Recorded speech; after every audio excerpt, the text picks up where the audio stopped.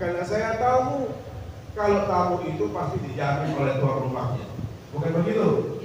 Ada yang siap saya datang ke rumahnya jadi tamu?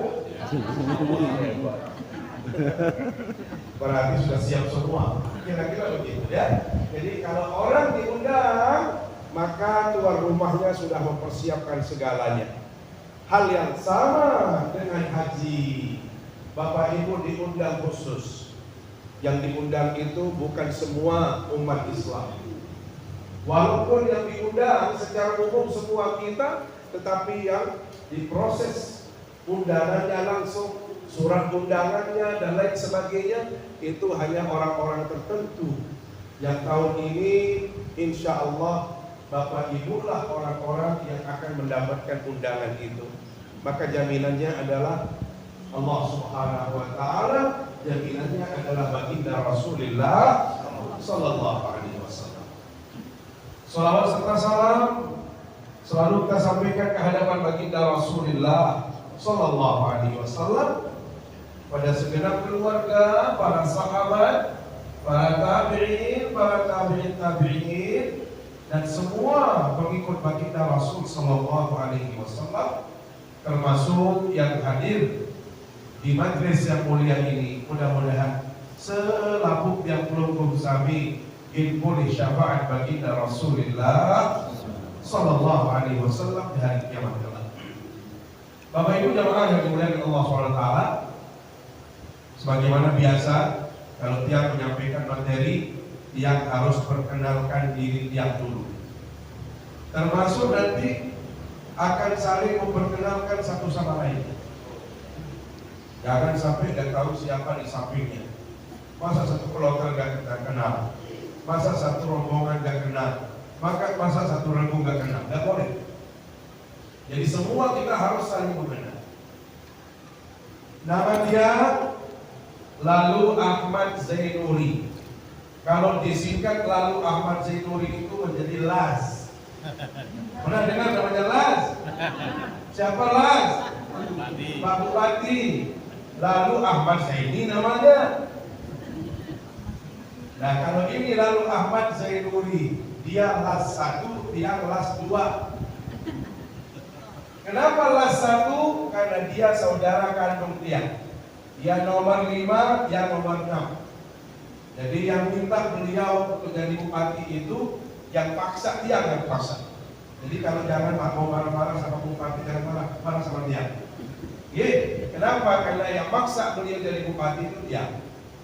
Karena dia yang memang merasa banyak sahabat, banyak teman, banyak kawan di Lombok Barat, sehingga dia yang banyak turun waktu kampanye kemarin, walaupun dia tidak sempat ke tempat Lubuk Sami. Jadi Lalu Ahmad Zainuri, ingat ke? Awas, balik ke ketua. Saya lah. Tahu ada ketua? Saya dia. Besok saya ingat sama Pak. Saya dia. Lalu Ahmad Zainuri Las 2. Bapak Ibu yang tahun 2025 itu sebagai penasehat haji. Kalau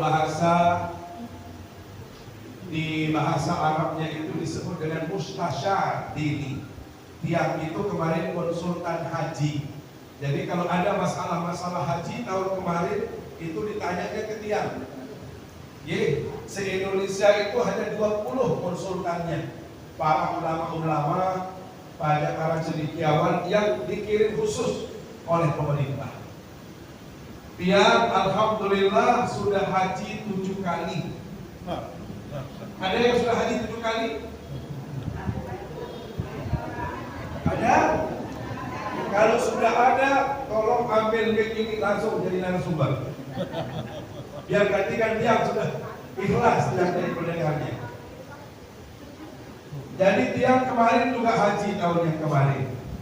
Tadi tiang lupa cepat-cepat kena hujan. Begitu ingat tiang membawa nusuk kartunya itu ternyata tergantung di mobil yang satu. Jadi tadi dia sempat bawa. Jadi biar tahu kartu nusuknya itu. Jadi ada semacam kartu pengenal. Itulah yang besok akan dikeluarkan oleh syarikah. Jadi syarikah itu merupakan penanggung jawab Bapak Ibu pada saat kita melaksanakan ibadah haji. Bapak Ibu memang banyak bersabar kita kalau haji itu. Tiang buktinya. Karena memang tidak serta-merta kartu nike langsung keluar kemarin, tetapi tahun ini sudah insya Allah, karena sudah fix, yang sudah sampaikan juga sama Pak Wakil Menteri Haji dan Umroh. Karena beberapa sebulan yang lalu yang berjumpa untuk kita diskusikan tentang proses pelaksanaan ibadah haji, yang kita minta peserta minta pada waktu itu, tolong begitu sampai misalnya kalau di gelombang 1 Madinah langsung dikasih di situ. Atau sebelumnya kalau bisa di Indonesia sudah dikasih. Jangan seperti kemarin. Kalau tahun yang lalu Bapak Ibu ada orang yang sudah sampai seminggu belum keluar, 10 hari belum keluar, bahkan mendekati wukuf belum keluar. Yang terjadi kemudian apa? Kita tidak bisa ke Masjidil Haram. Kalau yang nekat masih bisa kadang-kadang, tetapi kalau sudah penjagaannya ketat, yang termasuk yang tidak bisa. Jadi pertama yang datang ke Masjidil Haram bisa masuk karena bawa paspor. Di situ ada visa, masih bisa masuk. Semakin hari, semakin menjelang puncak, itu diperketat Bapak Ibu. Jadi Masya Allah tahun kemarin itu sudah dimulai sistem yang disebut dengan rusuk. Itu tidak memperkenankan siapapun juga orang yang tidak haji untuk masuk wilayah kota Mekah. Bayangkan, kota Mekah dia nggak bisa. Bagaimana dengan mukimin? Orang-orang yang tinggal keluarga besar yang berusaha sebenarnya di Mekah, dia tidak bisa keluar. Tidak bisa dia lalu lalang. Makanya dia rasakan sepi sekali kota Mekah. Karena di semua titik awal masuk, titik-titik masuk perbatasan itu dicek. Yang tidak punya kartu nusuk, kalau misalnya dia mukimin Mekah, dilihat tasrihnya, dia lihat igamahnya. Oh ada igamahnya, ada tasrihnya, boleh masuk kota Mekah, tetapi dia tidak boleh berkeliaran di dekat-dekat jamaah haji. Kenapa Bapak Ibu? Setiap pojokan, setiap jalan itu dijaga oleh polisi ketat sekali. Maka kartu nusuk inilah yang paling jitu. Kalau kita sudah punya kartu nusuk, maka kita bisa keluar masuk Masjidil Haram bisa. Makanya kalau Bapak Ibu kemarin mendengar ada orang yang berangkat ke kota Mekah yang bisa haji, ada keluarga yang pergi haji, mohon maaf, mau pakai jalur cara dulu yang tidak formal. Itu hanya sampai di Mekah, tapi tidak bisa masuk ke akses Arafah Mina. Ada yang pernah dengar nggak? Yang kemarin berangkat ternyata nggak bisa haji. Itu banyak. Nah, tiang juga ada yang keliru. Waktu itu apa? Ada jamaah tiang. Maksud tiang ya jamaah-jamaah yang berangkat minta tolong. Cuma tiang waktu itu blank karena memang tidak bisa menolong siapapun. Nah, selesai haji baru tiang sampaikan utarakan kepada sopir yang bawa tiang. Kasihan ada salah seorang kali di Mataram. Dia sudah sampai kota Mekah, ketemu di maktab, tapi nggak bisa masuk haji. Saya cerita sama sopir tiang, beliau salahkan tiang, lumpuh yang salah. Kok bisa saya salah? Kenapa nggak dikasih yang namanya kartu nusuk? Saya kan nggak bisa kasih kartu nusuk. Kan ada jamaah-jamaah yang meninggal itu, ambil kartu nusuknya, paling nggak ketahuan. Jadi kalau misalnya ambil waktu itu kita bantu, kemungkinan kalau nggak diketahui ya bisa lolos, kira-kira begitu. Kenapa? Karena ada kartunya. Tetapi itu bersiko juga kalau sekarang dicek, dilihat sesuaian paspor, nama orang tuanya.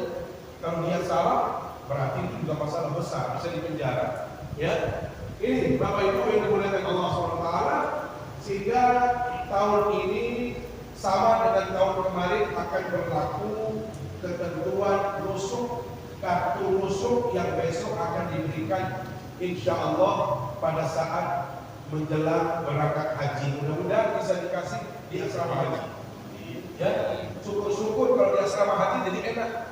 Jadi sampai di kota Mekah, sampai Madinah itu enak. Karena sudah lepas kita dari urusan-urusan administrasi. Itu satu. Yang kedua, tahun ini Bapak Ibu berlaku ketentuan yang disebut dengan istiqoah kesehatan yang super ketat.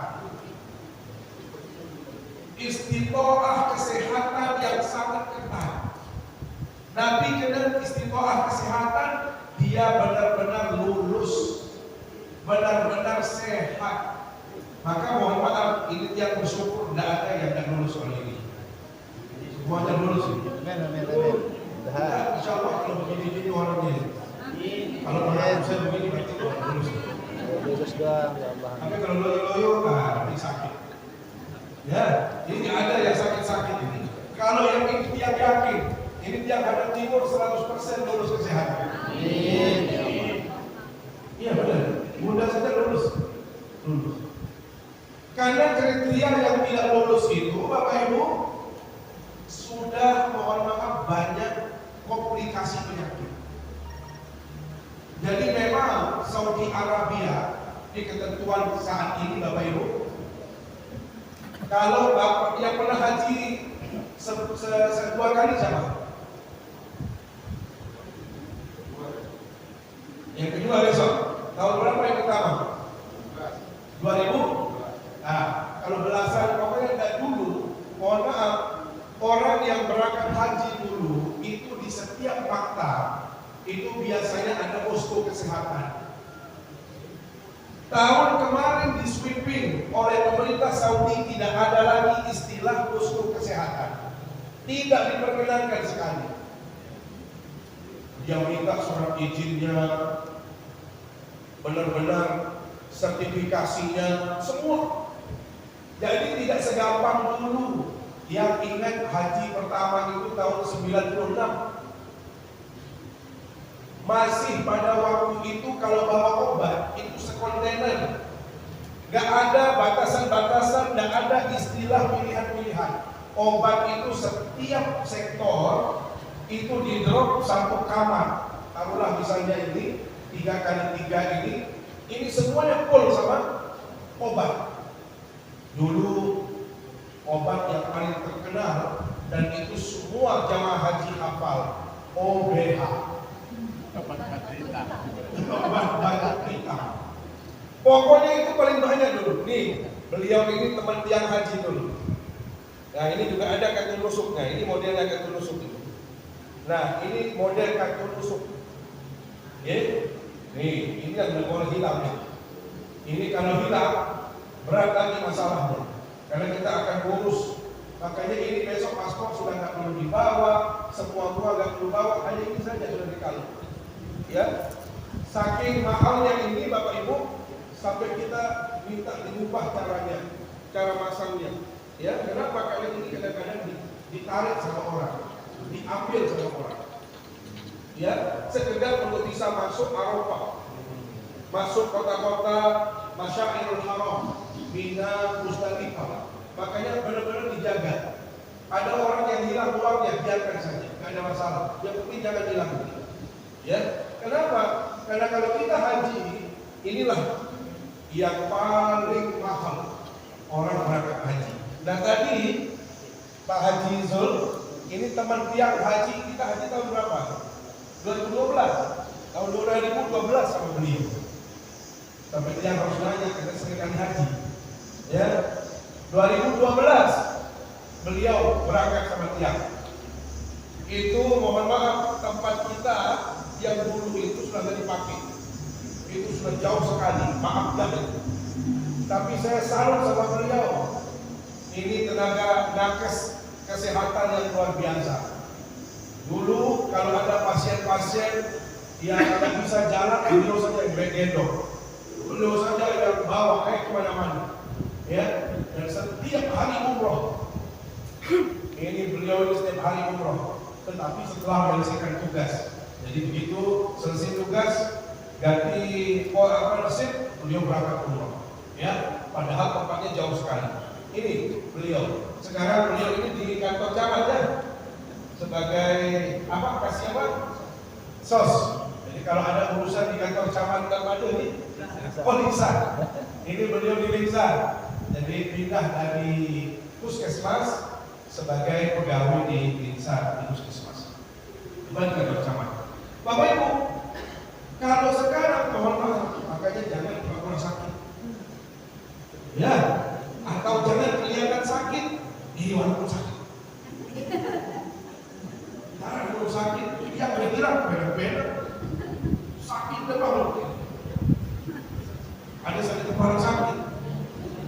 Ya, berlebih luar dengan sakit roh-roh. Ya, jadi roh-roh sehat, ya. Iya, apalagi dapat diperiksa di sini dari puskesmas. Kemos, mulai mereka kemos. Dia tak ada dengan sehat kemos. Lamun sakit, ya sakit lagi.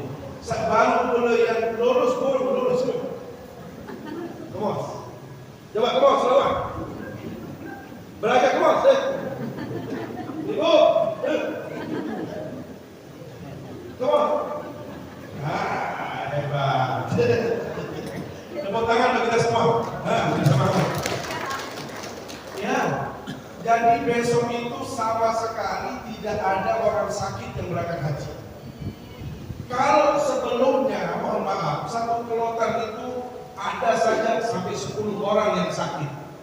Sak Doro, sak Persik naik, dibongkar naik, sak kami naik. Besok jadi nara, dia hebat tahun ini berlaku orang sehat. Karena saat haji itu harus sehat.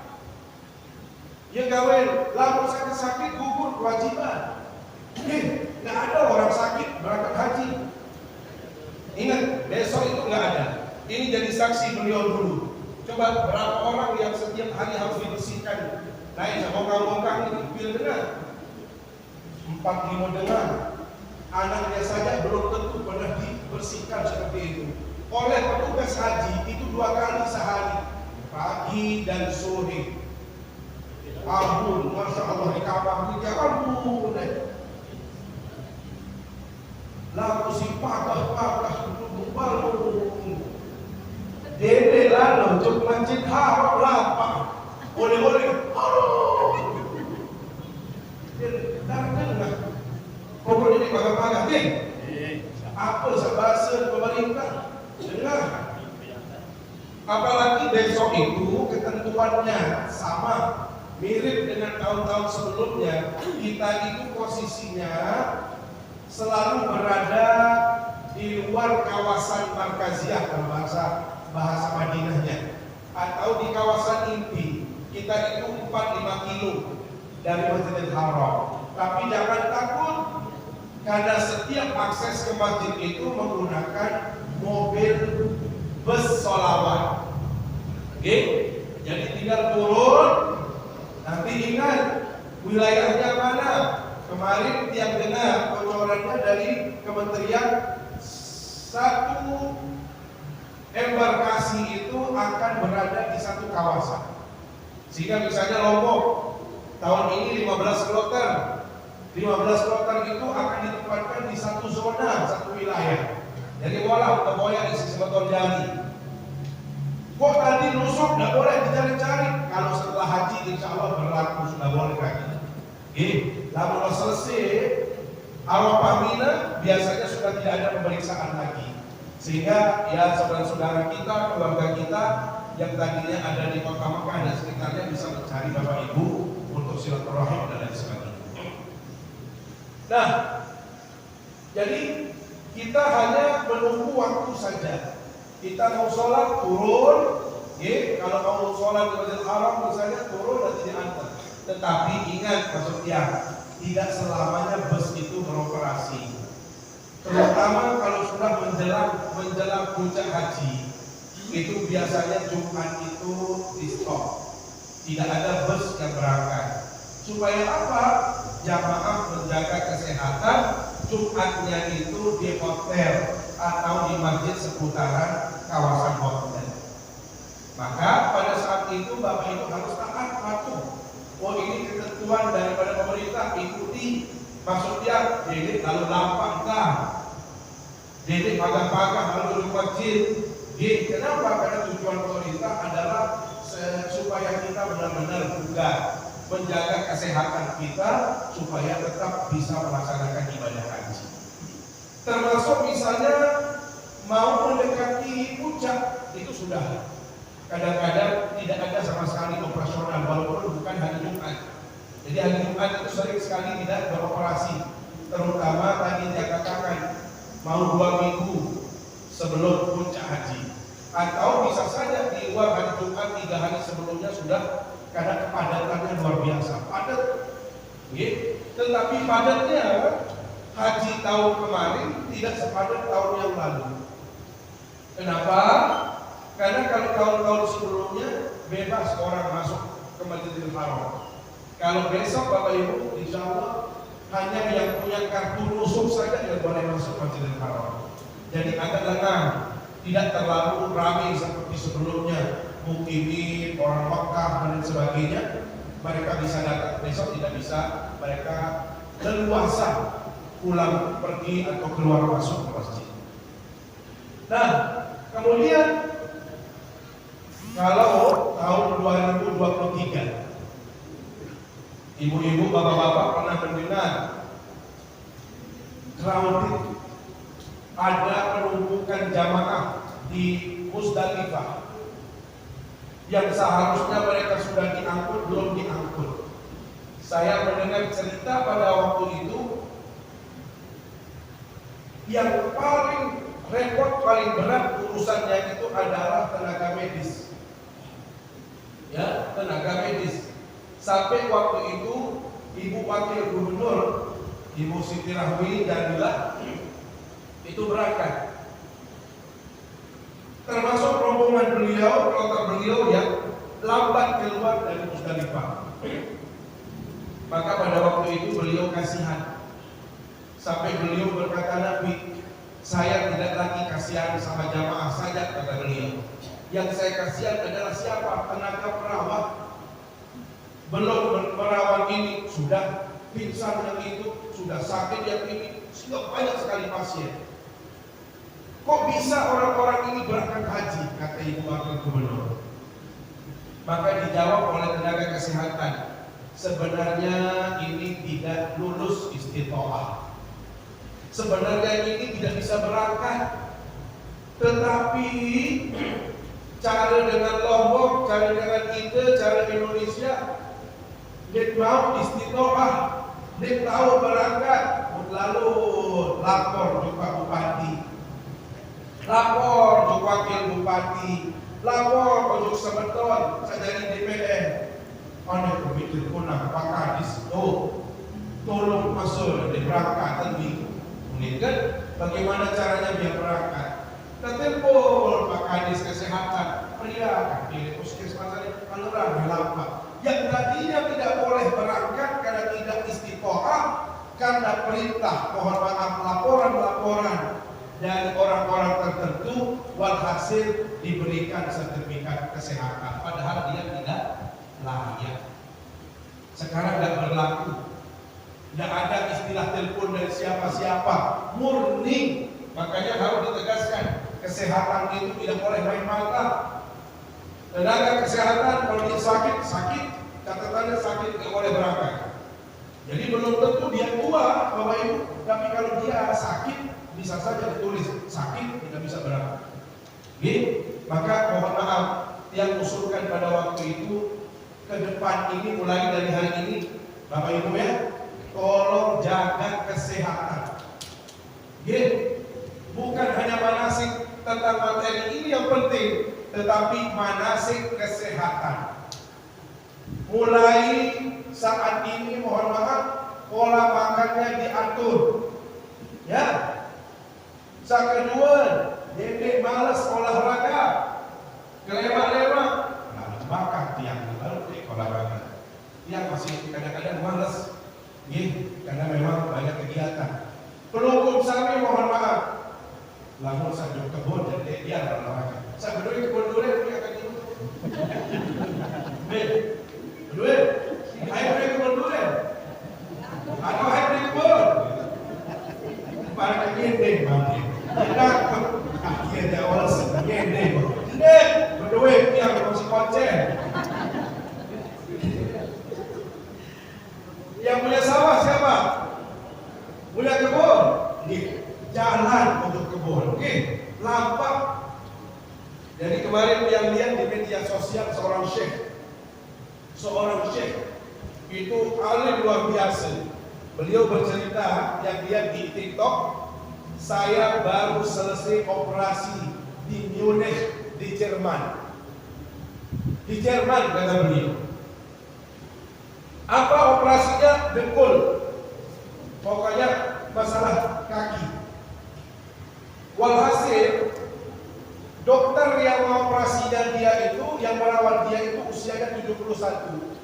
Tetapi Masya Allah masih sehat sekali. Ternyata rahasianya kata beliau syekh itu adalah jalan kaki. Kita ini terlalu manja kata beliau.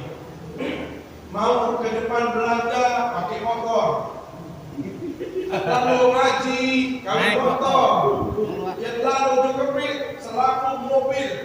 Namun ini pernah dengar Adi Rai seorang olahragawan atlet luar biasa. Adi Rai itu terkenal ototnya sangat bagus, tetapi dia disalahkan oleh netizen, oleh kita. Ibunya ditaruh di lantai 2, padahal ibunya itu sudah mendekati 70 tahun. Namun cara itu udah anak jadi kemudian kalau inak dari lantai 2, ternyata inaknya yang tidak mau di lantai 1. Kenapa? Inaknya mau bergerak terus supaya dia naik lantai 2, supaya ini bergerak kakinya. Dia isi syahidi, kita ini terlalu manja. Sehingga kalau sekarang mari kita biasakan jalan kemana-mana jalan. Maka Bapak Ibu mohon maaf, ini ada waktu sekitar sekarang ini sudah Jumadil Tsani, Rajab, Sya'ban, Ramadan, Syawal, bagi 4 bulan Bapak Ibu. Tolong banyak jalan kaki. Banyak jalan ini juga materi manasik. Jadi sekarang ini jangan terlalu manja kita. Kemana-mana jalan kaki, olahraga terus.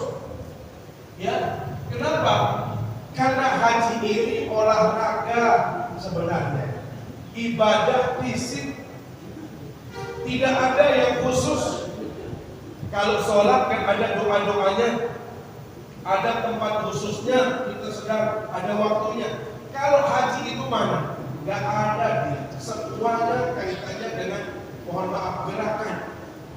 Orang tawaf bergerak, orang sa'i bergerak, orang pergi melontar bergerak. Jadi gak ada sebenarnya ibadah haji itu yang terkait dengan rutinitas khusus, doa-doa khusus dan ada. Dilarang juga khusus dengan haji, kecuali dia lebih banyak gerakan-gerakan. Makanya hanya sekali yang disebut dengan puncak haji itu Arafah.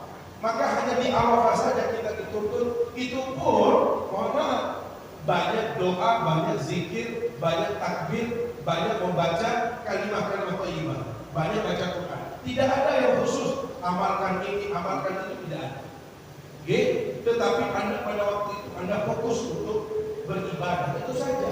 Tapi selebihnya Bapak Ibu, Masya Allah, tawaf sa'i, kita ziarah-ziarah, kemudian kita mohon maaf Romyul Jima, melontar jumroh, semuanya itu adalah gerakan.